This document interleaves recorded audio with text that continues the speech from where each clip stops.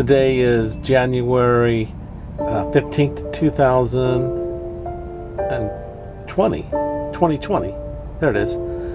I'm doing a quick, greenhouse review. I've been bringing my little plants inside during the cold weather. We just had another snow. It's now melted off. I didn't take any pictures of the snow. I probably should have, but you'll just have to take my word on it. Now it's melted off and everything is soggy and wet outside. But I think the temperature's in the 40s, the mid 40s today, but in the greenhouse it's around 80. We had the sun come out for a little bit, but now you can see it's behind the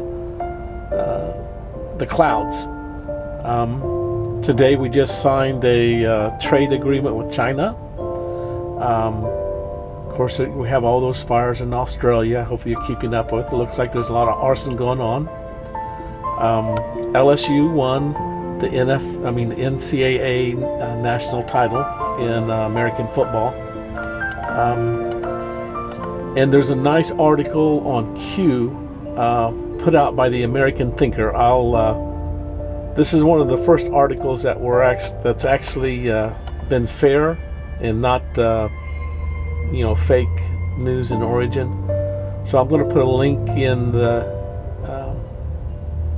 in my down below on this video to that article in case you're interested in what some of the origins of Q. The origins of Q is about. Okay, here we are. Here, let me just talk about a few things. The main thing I want to talk about today is marigolds, and I kept a whole bunch of marigold seeds. I don't know if you can see that. These were the orange ones, and I had planted in this container just flat marigolds on it looks like November 14th, and nothing would come up. And I was thinking, what am I doing wrong? And it turns out that you need to take the marigold seeds. Here, let me take a few, throw them in there. There. You need to take the marigold seeds and plant them perpendicular to the ground. What you do is you put them in like that. Here, you see how I'm pushing that in vertically? But look, finally got a marigold to pop, and I did that over here. Now this was planted on the 7th of January, so that's been a week ago.